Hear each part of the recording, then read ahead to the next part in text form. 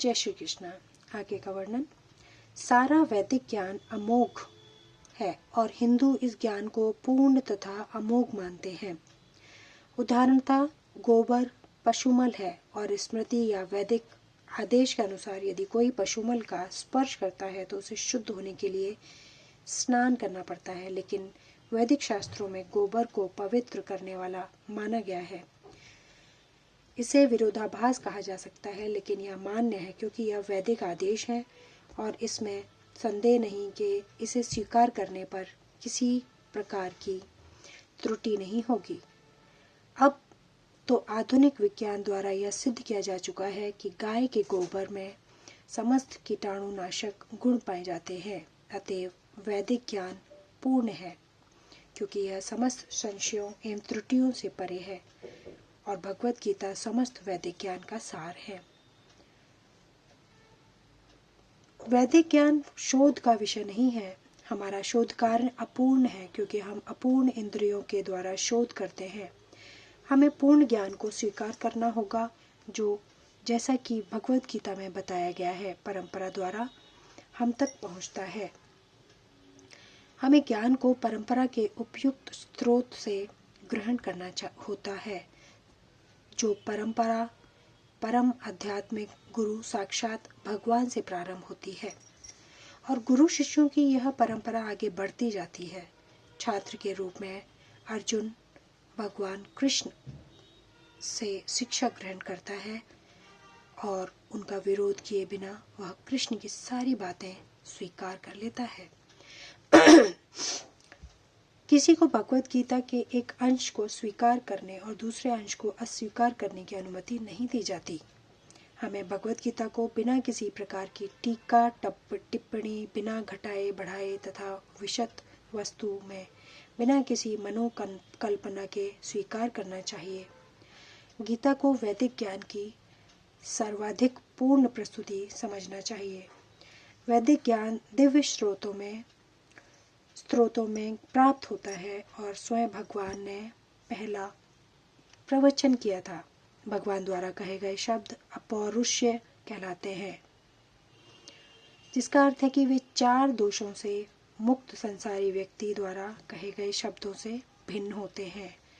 संसारी पुरुष के दोष हैं, वह त्रुटियां अवश्य करता है, वह अनिवार्य रूप से मोहग्रस्त होता है, उनमें अन्यों को धोखा देने की प्रवृत्ति होती है, वह अपूर्ण इंद्रियों के कारण सीमित होता है।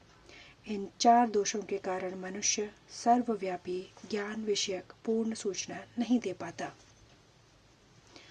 ऐसे दोषपूर्ण व्यक्तियों द्वारा वैदिक ज्ञान प्रदान नहीं किया जाता। इससे पहले प्रथम सृष्टि जीव ब्रह्मा के हृदय में प्रदान किया गया।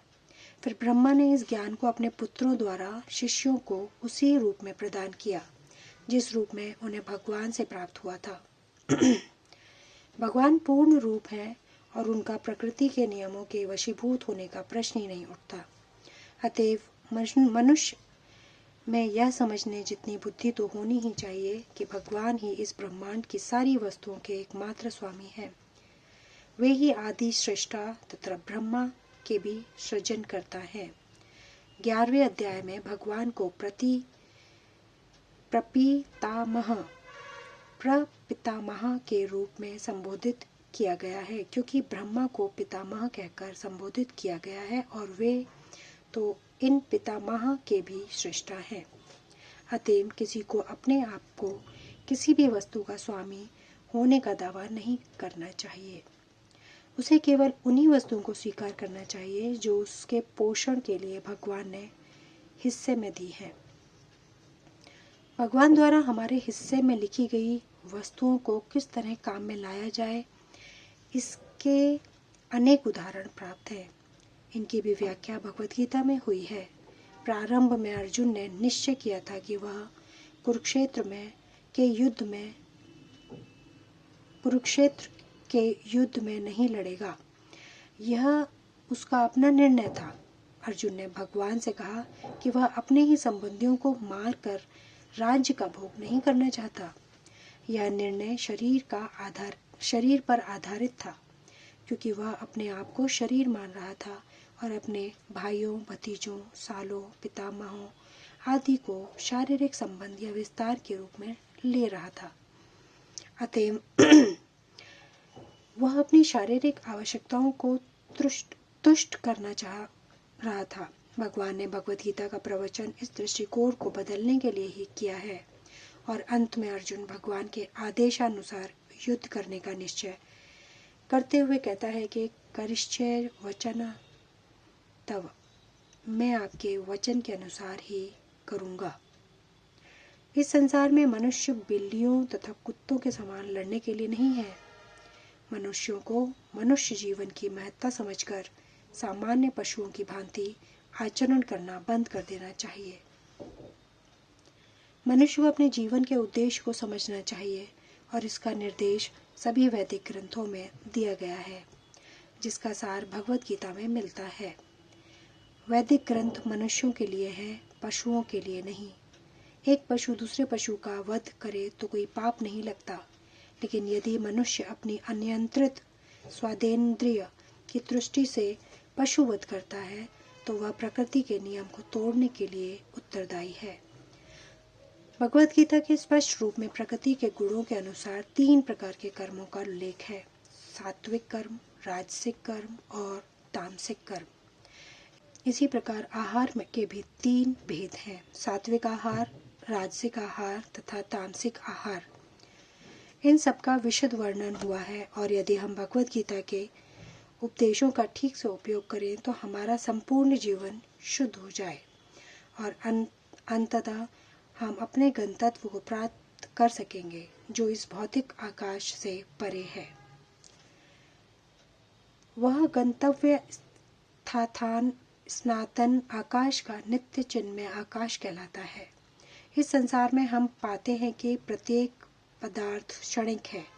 यह उत्पन्न होता है, कुछ काल तक रहता है, कुछ गौण वस्तुएं उत्पन्न करता है और क्षीण होता है और अंत में लुप्त हो जाता है।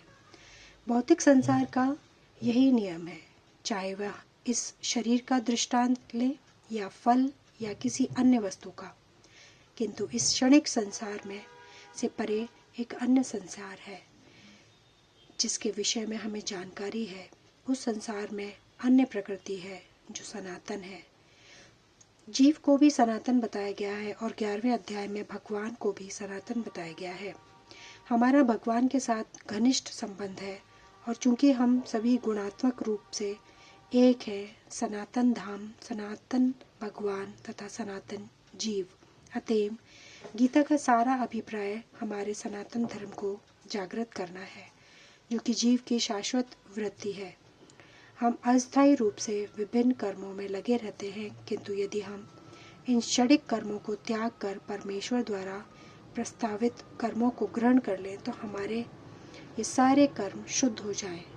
यही हमारा शुद्ध जीवन कहलाता है। आगे का वर्णन आगे के उसमें। बाकी जय श्री कृष्ण।